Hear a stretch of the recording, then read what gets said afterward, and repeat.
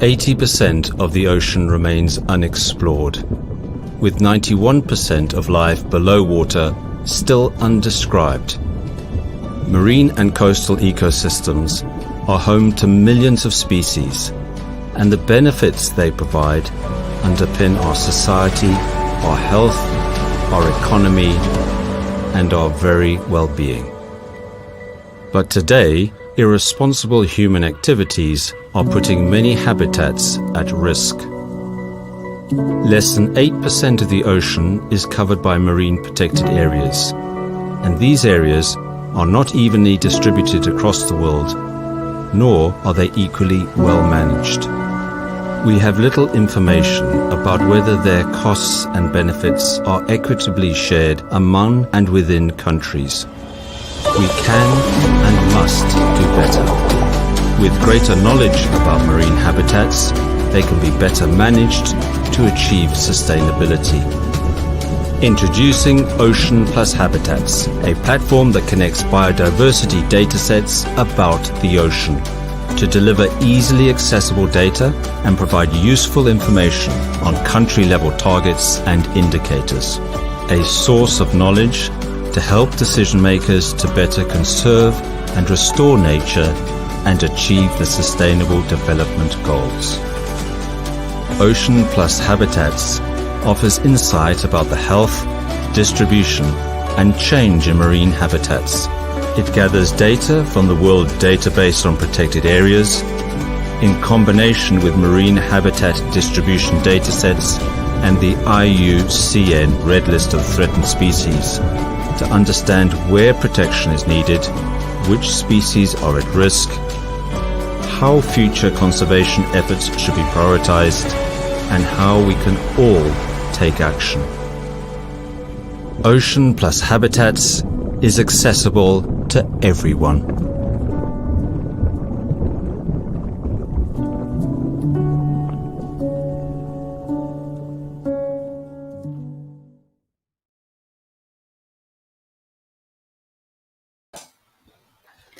Good morning, afternoon, and evening, everyone. It is my pleasure to wish you a very happy World Oceans Day and to welcome you to our event. A quick note before we begin, we would like to invite you to submit your questions using the comment function on YouTube or on Facebook, and please add your affiliation and your name. Anything we do not have time to answer, we will address afterwards and circulate to those who are registered on our Eventbrite page. Now, this launch occurs at an exciting time in world events. Last week, during the high-level debate on the ocean, we heard the key message that we do not have to choose between economic development and a healthy ocean. Indeed, a healthy ocean is central to our protection, our production, and our prosperity. Last week also marked the launch of a flagship report for the UN Decade on Ecosystem Restoration, where we heard that it is no longer enough to protect and conserve the healthy ecosystems we still have. We must restore ecosystems at scale in order to ensure prosperity and to reverse the dual crises of biodiversity loss and climate change. And to do this, we need to transform our ability to measure and to monitor progress toward implementing conservation and restoration actions, as well as to draw on the extraordinary work that is underway around the world to transform our understanding of the state of marine and coastal ecosystems. Joining us today are Leticia Cavallo, Head of the Marine and Freshwater Branch of the UN Environment Programme, Craig Hilton-Taylor, Head of the Red List Unit within the Global Species Programme of IUCN, Corley Pretorius, Deputy Director of UNEP-WCMC, Sarah Pruckner, Programme Officer and Ocean Plus Lead at UNEP-WCMC, and finally, Oka Rosenquist, Co-Founder of Global Mangrove Watch and CEO of Solo Earth Observation. We will be hearing from our esteemed colleagues on how Ocean Plus Habitats and the important work of our key partners can help to establish the meaningful insight necessary to support efforts to conserve and restore marine and coastal biodiversity around the world. And with that, it is my pleasure to introduce Sarah Pruckner, who is a Programme Officer at the UN Environment Programme World Conservation Monitoring Centre. Sarah has played a major role in establishing Ocean Plus Habitats and will be introducing us to these key, exciting new developments. Over to you, Sarah. Thank you, Lauren. I am beyond excited to be here today on World Oceans Day to launch the new and improved Ocean Plus Habitats platform, and to tell you a bit more about the information and data that we are showing on this platform and why this matters. Next slide, please. 2021 marks the beginning of the UN Decade of Ocean Science for Sustainable Development. This means that we are now at the start of 10 years that are internationally recognized and dedicated to improving our knowledge of the oceans so that society can continue to benefit in the long term from the 70% of our planet that are so often disregarded. Indeed, a healthy global ocean can be a crucial resource for development if we know how to sustainably use and protect it. However, to date, Sustainable Development Goal 14, Life Below Water, that you can see here, is widely considered the most underfunded SDG. And considering how much we know about life on land and our terrestrial ecosystems, it sometimes can come as a surprise how much we yet have to learn and discover about the life in marine and coastal ecosystems. What we do know, however, is how much we depend on the oceans, and specifically the 5 key habitats that are the focus of our launch today, which leads me to my next slide. We are focusing here on warm and cold water corals, seagrasses, salt marshes, and mangroves. All of these are habitats that so much of the life in our oceans depends on. For example, coral reefs only cover less than 1% of the ocean, but support around 25% of all marine life. Seagrasses provide feeding and nursery grounds for fish, and mangrove forests can be a direct source for food, feed, and fiber for local coastal communities. Of course, these are not the only crucial habitats in the oceans. However, they do deserve our special attention, and we use them to pilot this platform. We definitely aim to include more habitats in the future iterations of Ocean Plus Habitats, and are gathering data for other crucial ecosystems, such as kelp forests, temperate reefs, and tidal flats as we speak. Really, these 5 habitats we are focusing on today have the power to support all 17 SDGs if only we manage them sustainably and don't risk their disappearance from our planet. Next slide, please. Risking this is exactly what we are currently doing and what we have been doing for a while. On the new Ocean Plus Habitats, we are presenting estimates on the percentage of each of these habitats that we have lost on a global level in the past. Right now, we are able to estimate the change of 4 out of these 5 habitats through different data sources, expert consultations, and the assessments carried out by the Intergovernmental Science Policy Platform on Biodiversity and Ecosystem Services, IPBES. Unfortunately, we do not currently have any data for the possible decline of cold water corals. This type of information and data can help us to understand the urgency of protecting these habitats, considering how much has been lost already, and to prioritize which areas need our most urgent attention right now. Next slide, please. Protected areas in key locations that effectively protect declining species can be one way to halt this decline. A couple weeks ago, we heard about the Protected Planet Life Report launch from UNEP-WCMC, which informed us about the increasing coverage of the ocean with marine protected areas. This increase in coverage is mostly happening in national waters, as you can see on the graph, while areas beyond national jurisdictions are still mostly unprotected, and we have not yet reached the goal of 10% coverage of protected areas that we meant to reach by 2020. However, total coverage by protected areas is of course just one part of the story. Another crucial element, both of the Aichi targets as well as the post-2020 Global Biodiversity Framework, is that networks of marine protected areas are supposed to be ecologically representative and actually cover the ecosystems that we aim to protect. Which brings me to my next slide. Ocean Plus Habitats will show the percentage of each of these habitats that falls within or outside of a conserved or protected area. And as you can see, there are large discrepancies between these different habitats. Some are having more than almost half of their total distribution within the protected areas, while others reach barely a quarter. We can improve this by strategically placing new protected areas in places where coverage is lacking.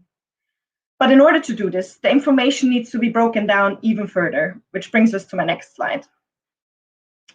This global overview map shows where seagrasses, which are known to appear on all continents except Antarctica, is covered with protected areas to which extent.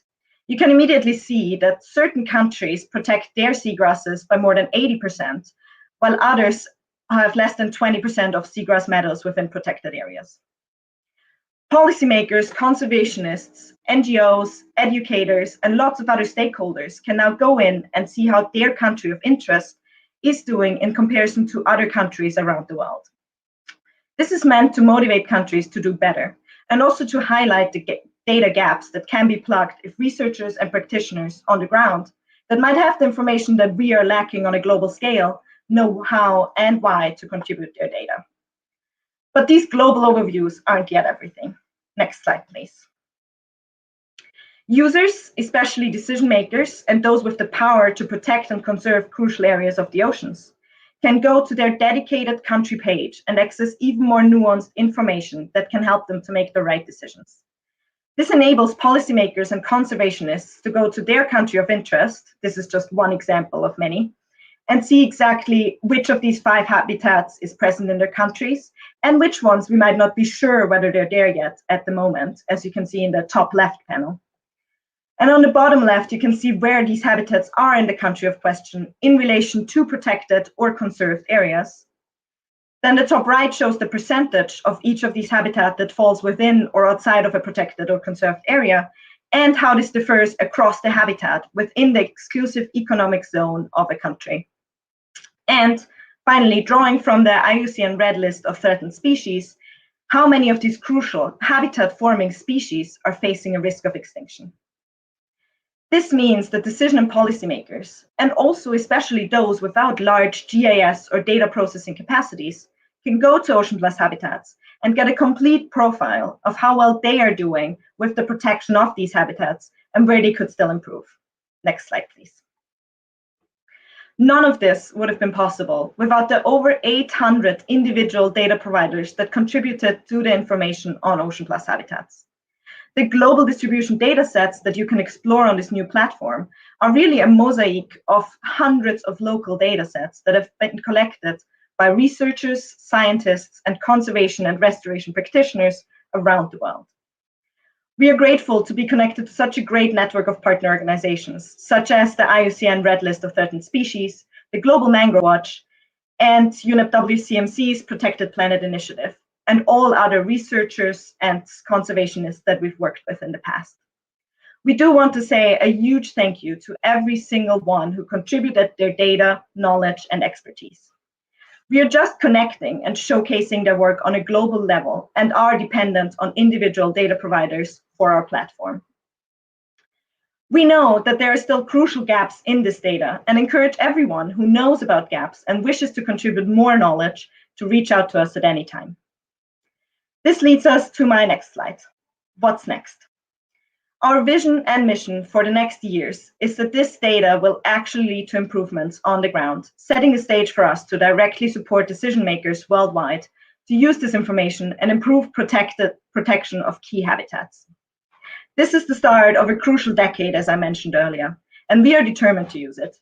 Ocean Plus is involved in the UN Decade programs Marine Life 2030 and Ocean Observing Co-Design, and both programs are involving crucial stakeholders to get better data on our oceans for better decisions. And of course, our work on this platform is not complete with the launch. The next phase of development will include connecting with authoritative data providers and emerging state-of-the-art data sets, expanding coverage and accuracy, including for other marine and coastal habitats, such as temperate reefs, kelp forests, and more deep-sea habitats, aligning with the headline and complementary indicators of the emerging post-2020 global biodiversity framework once agreed, and including other metrics and indicators related to connectivity, species richness, habitat condition, ecosystem restoration, and climate mitigation. And of course, on my last slide, you have our contact details. We want to hear from you. You can see and note down our email address, oceanplus@unep-wcmc.org, and we encourage you, whether as a data provider or a data user or anyone else, to reach out to us with your feedback and ideas and improvements. Thank you very much. Excellent. Thank you very much, Sarah. I am now delighted to introduce our next speaker, Leticia Cavallo, head of the Marine and Freshwater branch of the UN Environment Programme. Leticia is an oceanographer and has served in a number of roles prior to joining UNEP, including as Director of Environmental Quality at Industry in Brazil's Ministry of the Environment, President of the National Commission on Chemical Safety and Coordinator of Sustainable Fisheries at the National Fund of the Environment. And we are very pleased that she is able to join us. Over to you, Leticia. Thank you very much. I hope you can hear me well. Thank you for inviting me to say this few words in the opening remarks for the introduction of the UNEP-WCMC Ocean Plus Habitats platform. It's a tremendous work, and you should be very proud colleagues. The ocean defines our blue planet and is its largest ecosystem. It spans all continents and many cultures, but it is only one body of water in its entirety, upon which more than 1 billion people and countless species rely on. It's tremendous how not so conscious about this value humanity is in general. Oceans regulators our weather, actually allowing for predictive food systems on land. It provides the perfect conditions to nurture 179 million tons of fish for human consumption in a single year, and in my case here, I'm sticking on 2018. It acts as infrastructure, protecting coastal communities and real estate from storm surge. Critically, it serves as a vital carbon sink through ecosystems such as mangroves and seagrass meadows, absorbing 1/3 of our annual carbon emissions, and as much as 90% of the heat humans have produced since the Industrial Revolution. The ocean is our health and our wealth, and yet we know more about the moon, with only 80% of the ocean explored and 91% of its life is still undescribed. We at UNEP speak of a triple planetary crisis of climate change, of biodiversity loss, and of a rampant pollution. Our ocean sits actually at the nexus of this interconnected crisis. Why I'm saying this? Human activity at land and at sea has negatively altered more than 66% of the marine environment. Up to 30% of global seagrass cover has already been lost, and over 20% of global mangrove cover also lost. It is projected that between 70 to 90% of the world's coral reef will be lost even at 1.5 degrees Celsius of warming, and up to 99% of coral reefs at 2 degrees Celsius of warming. This is an entire ecosystem to be lost, in fact. So several of fisheries are no longer sustainable. We sit at an existential moment, not only for the planet, but for humanity. And we need to connect the dots here. Through science and also political will, of course. These current and projected losses in biodiversity and ecosystem function are increasingly recognized as a foundational threat to social, economic, and cultural life that relies upon a healthy and productive ocean. Also, through science and political will, we have the pathways to make the necessary transformation. The UN Decades on Ocean Science for Sustainable Development and Ecosystem Restoration that were both launched last week could not have come at a more relevant moment in history as we seek to make peace with nature, the defining task of the 21st century, according to our United Nations Secretary General. And what does this mean? This means connecting the dots between the science and climate and biodiversity so we can mobilize partnerships and increase investment in priority areas of ocean science. These 2 decades also can help us to attract meaningful investment in a blue recovery by defining and communicating the opportunities inheriting in growing a sustainable blue economy. Also developing science-based targets that will allow for a safe operating space for ocean resources. Another very important aspect is adopting circular approaches to how we consume and produce on land so that we stem the flow of pollution from marine litter, microplastics, nutrients, and other pollutants into oceans. Also investing in nature-based solutions in coastal ecosystem protection and restoration while simultaneously enhancing the resilience of communities. And last but not least, It means packaging the science for accessibility and advocacy in a way this platform can really make a huge difference. It was mentioned already that the SDG 14, life below water, is being neglected. And some measures are really important to really be able to follow the progress towards the SDG 14 implementation. So the good news is we know more than we did a decade ago. And we have the roadmaps through the SDGs using Paris Agreement and the upcoming CBD Global Biodiversity Framework as pathways to take us further. Scientific advancements and policy success abound, and more tools are at our disposal. The UNEP-WCMC Ocean Plus Habitats platform is a great example of clear science delivered in the compelling way that can enlighten projects, provide the basis for measurable indicators of success, as well as informed interest.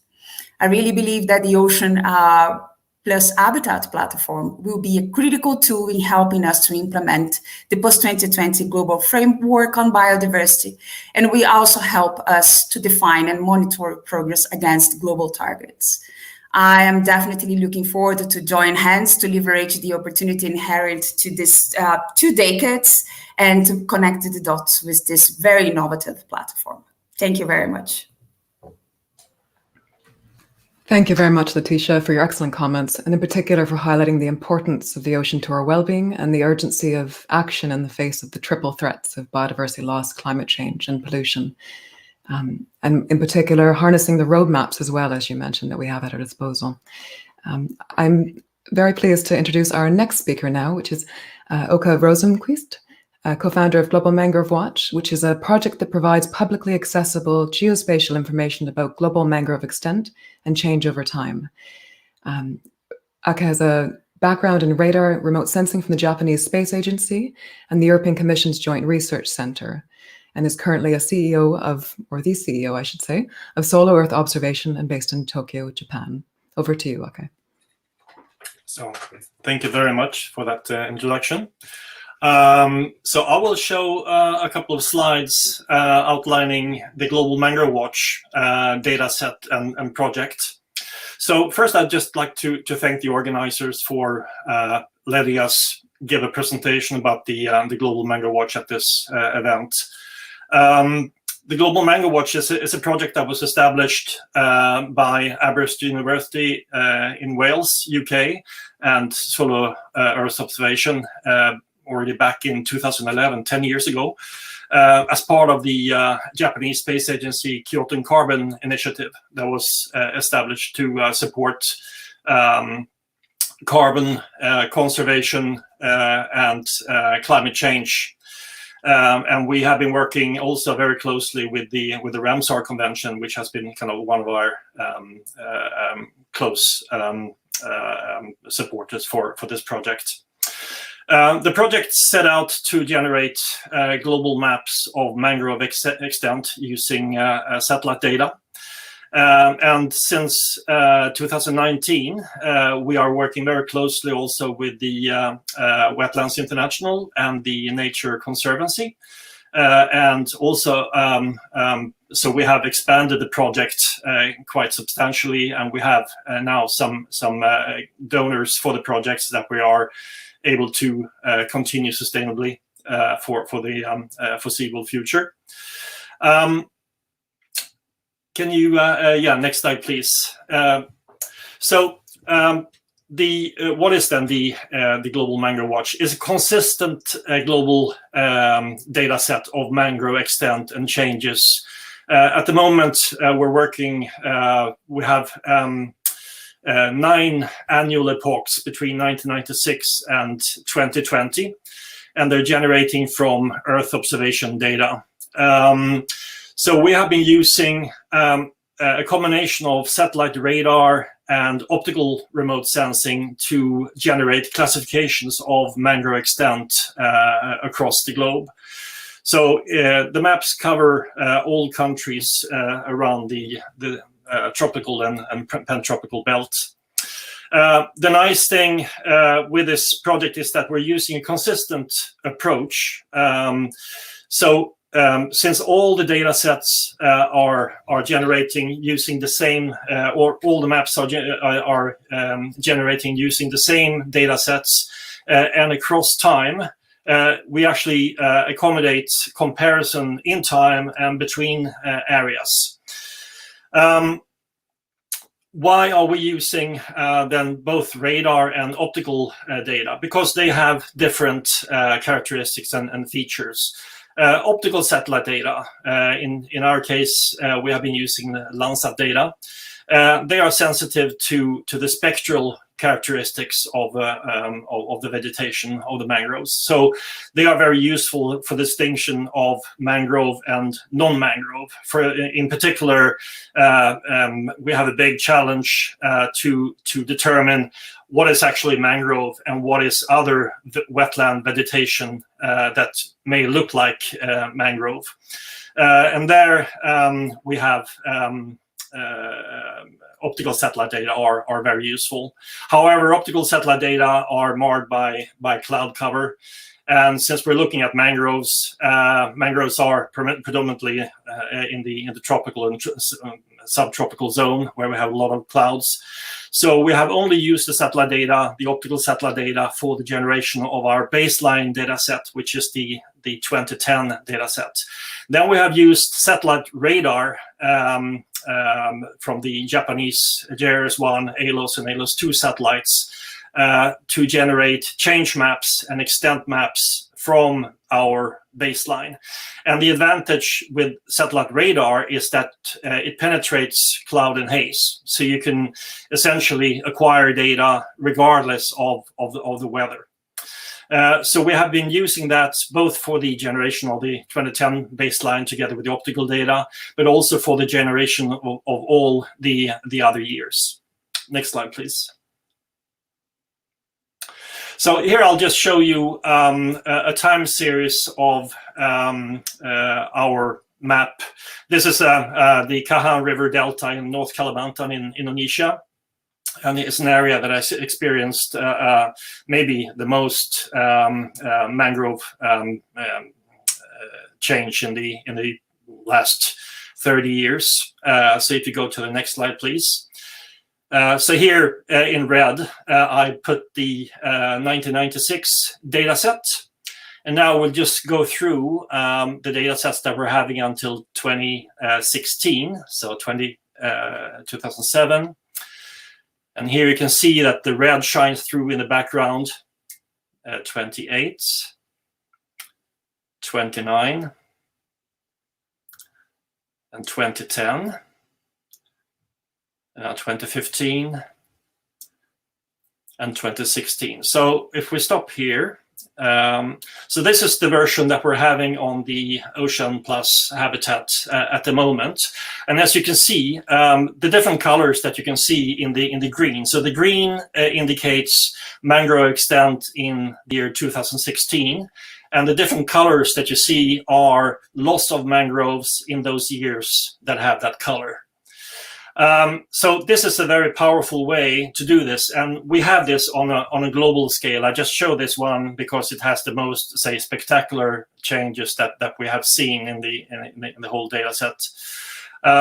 Next one, please. As I mentioned, we are at the moment working on an update to the Global Mangrove Watch release, and we're working on maps for 2017 through 2020. And in there, we're also doing a gap fill. So areas that we omitted kind of deliberately or not deliberately in the version 2.0 are covered in this one. And we're also improving the classification over some areas where we have particularly kind of affected by cloud cover. We're doing the accuracy assessment at the moment, and we plan for release next month in July. Next one, please. So this is then what you will find on the Ocean Plus platform. So on the Ocean Plus platform, you can either download the entire data set, like I showed. So basically, you have the full global geospatial data set in a standard GIS format that you can ingest directly into QGIS or ArcGIS or whatever you have for all the countries and for all the years. And then you can also choose to download the statistics. So that provides statistical information about the mangrove extent per country or per territory for each of the different years that we're having. And that's also available just as plain text data that you can ingest. Next one, please.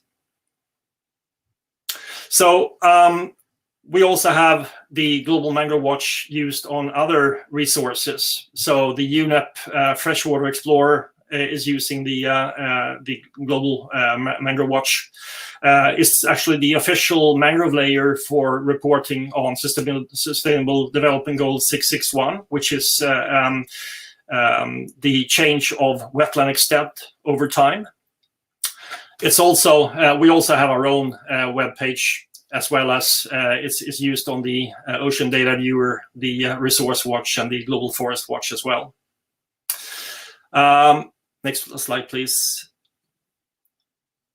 So just as a last thing, I'd just like to also have a word of caution, just to say that maps are not the truth. So maps are an interpretation of the physical environment.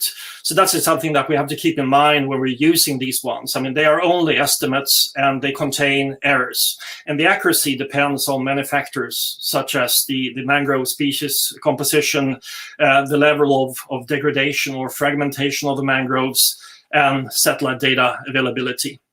And also, these data sets are global, and a global data set can never be accurate at all local levels. So if you zoom into an area that you're very familiar with, you are bound to find some inconsistencies.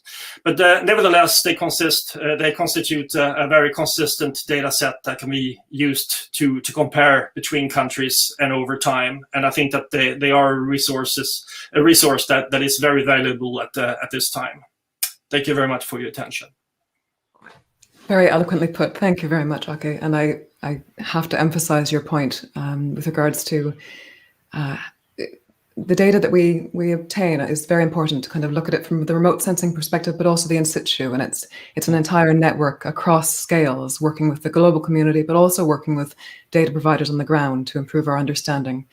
And I'm aware that, well, Global Mangrove Watch has truly transformed our understanding of change over time, which is a very difficult thing to get a snapshot of how that is changing. And also I'm aware of similar efforts in the coral reef community and seagrass community. So I think we're on the right track, and together we can hopefully address some of these challenges. That's great. Now I'd like to invite Corley Pretorius, our Deputy Director at UNEP-WCMC, to share some closing remarks before we continue with the panel discussion. Thank you. Thank you very much, Lauren, and good morning, good afternoon, good evening, everyone. What I would like to wrap up and summarize a little bit what we've heard so far. So first of all, we heard that our marine and coastal ecosystems, especially the habitats that we're looking at today, mangroves, cold and warm water corals, seagrasses, salt marshes, are home to millions of species and provides us with a huge number of benefits that underpin our society, our health, our wealth, as Leticia said, and our very well-being. Conservation of these habitats is essential for maintaining a healthy and functioning whole ocean ecosystem and critical to achieving all 17 of the Sustainable Development Goals. And I invite you to have a look at the Importance to Wellbeing section on the Ocean Plus Habitat platform and have a look at what is the coverage and the support that these habitats provide to achieving the Sustainable Development Goals.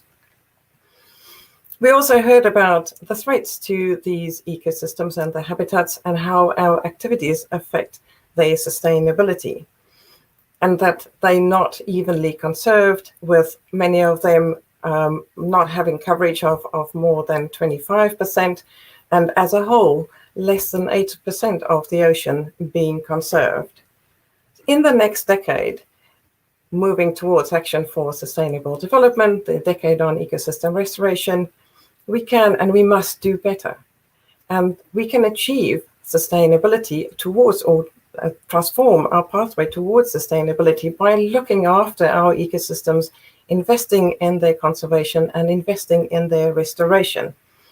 And the platform we're launching today, the Ocean Plus Habitat Platform, will help to provide that knowledge. And I completely take your point in terms of the global layers, but this is a first step in understanding and creating greater awareness what is happening to our coastal ecosystems. And as Aka has also eloquently explained, a lot of science has gone into understanding our marine environment. And we are bringing this together in the platform to make it accessible to decision makers and to policymakers as a first step to know your environment, to look at how we can invest and be part of the nature agenda and make sure that we create that sustainability in our marine ecosystems. The platform we're launching is accessible to anyone. We have brought it together, great resources also in terms of literature underpinning the data sets, but also underpinning a number of global and regional and national assessments around these ecosystems. And as Aka has indicated, they're not perfect, and this is why we're very open or actually inviting you to provide information and data back to us in terms of filling the gaps and making sure that we can work together to bring a representative sort of picture of what is happening to our oceans and our marine habitats. I would like to end, and Sarah has already expressed thanks to our partners, but just to reiterate, thanks to our partners for working and the data providers to making this possible. A special shout out also to the team, to Lauren, Sarah, and the entire team at UNEP-WCMC.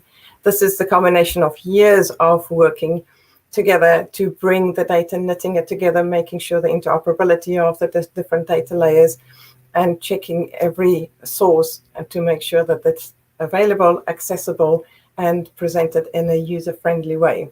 And then just a final word of thanks also to Lewis Pugh, UNEP's Patent for the Ocean, for his valuable contribution to the production of the video that you've seen at the start of this launch. Thank you very much, Lauren. Thank you very much, Corley. Now I believe we're moving into the panel discussion. And I would like to start just with a quick reminder before we transition. For anyone who would like to submit questions, please do so on the live chat box on YouTube or comment on Facebook. And please do include your name and affiliation. Now, to kick things off, I'd like to, I'm delighted, in fact, to introduce Craig Hilton Taylor. Craig is the head of the Red List unit at IUCN. And he's been running this for 22 years, has an extraordinary wealth of experience, and also previously worked for the South African National Biodiversity Institute. Now, Craig, I was wondering if you would mind opening the Q&A by introducing the IUCN Red List of threatened species and sharing your thoughts on the following question. What are the benefits for decision makers of combining information from the IUCN Red List with information on protected areas and habitats? And perhaps also, where would you suggest we focus our efforts in the coming years or coming decade in particular? Thanks for that question, Lauren, and hello to everybody. Just to start off, just to say thanks to IUCN is very pleased to be part of this process and to be contributing data to Oceans Plus and Habitats. And thank you all for inviting us to be part of this launch today. So as has been mentioned before, the Oceans Plus Habitats platform incorporates data on threatened marine species, particularly habitat building species. And this data comes from the IUCN Red List of Threatened Species. And this really is to provide information on the numbers of threatened species that are found in these different marine habitats that are featured on the platform. Now, having this information really helps policy and decision makers within countries to prioritize conservation actions. For example, as Sarah pointed out earlier, it helps them to identify areas where new marine protected areas should be created. But it also helps to inform the authorities about where enforcement or better conservation measures are required in existing marine protected areas. Having the number of threatened species and marine habitats in a country can also be very useful to policymakers to help them better understand the resiliency of their marine ecosystems. But one caveat we have to point out is that we haven't assessed all marine species yet on the IUCN Red List. We've only assessed a very small proportion. And as Leticia pointed out, we don't really understand marine biodiversity, and large numbers of species remain undescribed. So what we are trying to do is to increase our efforts to assess all the key taxonomic groups as representatives of the major marine ecosystems. So some of the gaps that we are trying to address in the next 10 years as part of the Red List strategic plan are to look at salt marsh species, the cold water corals, and kelp and other algal species. But we don't just focus purely on new assessments. We also look at the species that are currently on the Red List, and we reassess those at regular intervals so that any changes in status can be detected, and then that can be fed back through to Oceans Plus to help inform conservation actions. So it's a very dynamic system that the Red List data, as it gets changed, it will help to improve the information that is on Oceans Plus. And as I say, we are very pleased to be part of this initiative. Thank you. Thank you very much, Craig. And that's something I've become increasingly familiar and aware of in terms of just how much there is a strong interdependence between these core biodiversity knowledge products that exist, and ensuring that essentially we can create something that is stronger and better combined than independently. And so the more we can strengthen investment and improvement in these, the better. I want to come back actually to something around decision making, because there's been we've talked a lot about the importance of it, but of course we often focus on public policy, intergovernmental processes, and there are many stakeholders who also require this sorts of information. So I was wondering if I could ask Corley, if you would mind sharing your thoughts on how platforms such as Ocean Plus Habitats and those of partners can support different societal actors in responding and engaging with the nature agenda. Thank you, Lauren, and thanks for the question. I think there are different ways that we can engage stakeholders across society, and we broadly talk about civil society, communities, private sector, but also, as you indicated, governments. The things that are provided for under the global biodiversity framework or global public policy around biodiversity, I would say center around three things. The first is around conservation of these ecosystems. The second one is around halting the loss or the degradation. So this is where the IUCN assessments are really important in terms of understanding the threats to species. So what is causing degradation? What is causing the loss of species? And the third component is around restoration and restoration opportunities. So the data that's provided in the platform really helps decision makers to understand the status of species, why are they threatened, but also location-specific opportunities for conservation. And as I said, it's not limited to public actors only. This is something that we look towards the private sector. You can imagine, for example, private sector engaging in the tourism sector that have a very direct interest in conserving and restoring some of these coastal habitats. Thank you very much, Corley. I'm not sure whether anyone else would like to add anything on that question in particular. If not, I have another. Okay, I might combine actually two questions that were submitted in relation to the types of data that could be included in Ocean Plus Habitats moving forward. And of course, there's lots of interest, as I think Sarah opened with discussing this as sort of a pilot. But in particular, there is interest in different types of ecosystem, different types of habitats. Tidal flats came up as one that is particularly important for biodiversity, notably for migratory shorebirds. In addition to ecosystems, there's also a question around socioeconomic data sets and whether those will be added to the platform to give better insight on the pressures on these habitats. So I don't know, Sarah, if you'd like to take a first attempt at that. Yeah, so for habitats, as I mentioned, and as you mentioned, this is definitely just the first stab at few important habitats, but this is obviously not the only ones that are important. We are very aware that there are other habitats that are crucial, are still lacking from this platform, and we aim to include them in the coming years, but it is also a question of data availability and time and resources, as always. And we are doing our best to include more relevant habitats in the near future in the next iterations of the platform, and wanted to put something out there with these 5 key ones, but this does not mean that this is where our work stops, of course. And yeah, if you are aware of other data, again, I just want to invite people to reach out to us. If you have data on different habitats that we're not covering right now that you think might be relevant to us that we might not be aware of, please feel free to reach out to us at any time, and we're very happy to have a chat about that. And about socioeconomic data sets, currently we are not including those. We are having this section that Corley mentioned on the importance of these habitats for well-being, and we are trying to include in the near future national level sections on targets and goals for NBSAPs, for example, and other frameworks. And socioeconomic data sets, especially on pressures, would certainly be relevant and can be linked up with in the future. And I don't want to rule this out by any means, but right now we're not in a position to include those at this launch today. Thank you very much, Sarah. I don't know, Craig, would you like to comment on that as well from species? Well, just to comment on the habitats. So I mentioned some of the habitats that we're trying to focus on from the reticent species side, but one area that's really come to the forefront in the last year or so are the deep sea vent habitats, which are a key habitat that is of great commercial interests. And some of these deep sea vent habitats fall within the EEZs of countries, so there are country responsibilities. And we need to be paying very careful attention to what's happening in those habitats. And I think a lot of people are now gathering data on them. So hopefully that can be incorporated into the platform in the coming years. Absolutely. Thank you very much.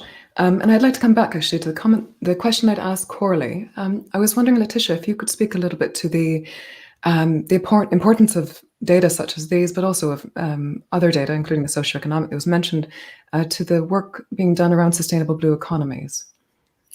Yes, thanks a lot, Lauren. And I definitely see a great opportunity for the platform to contribute with this side of the equation as well.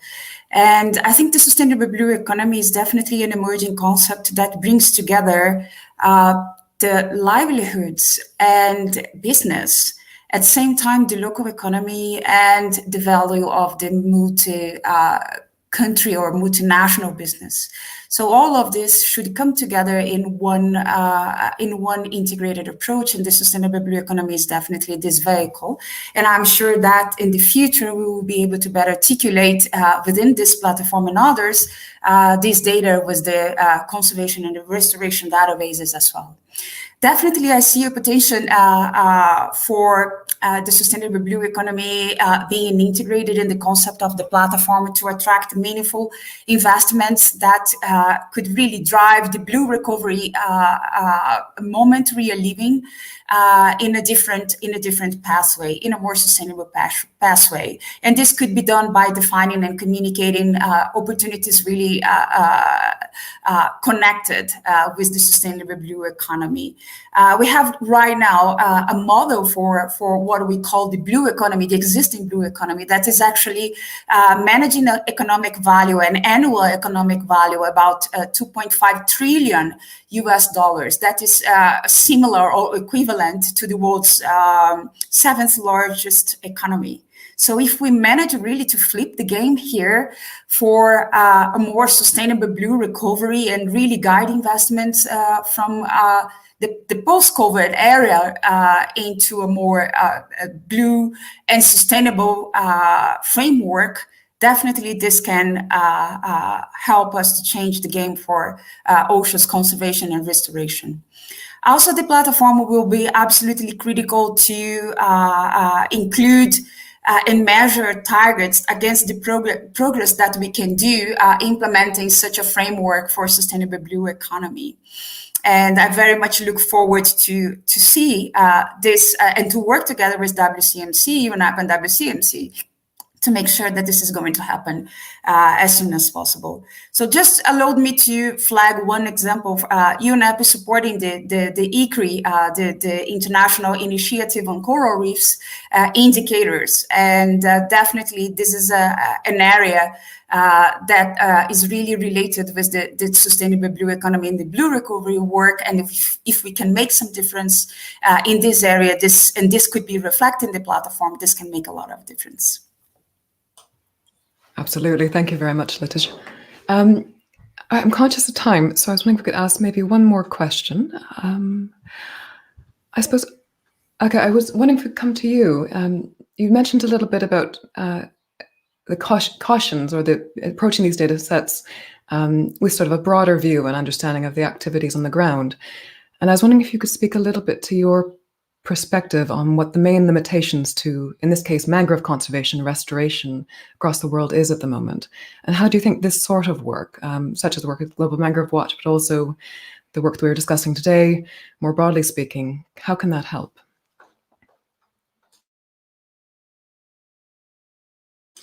I'm afraid you might be muted.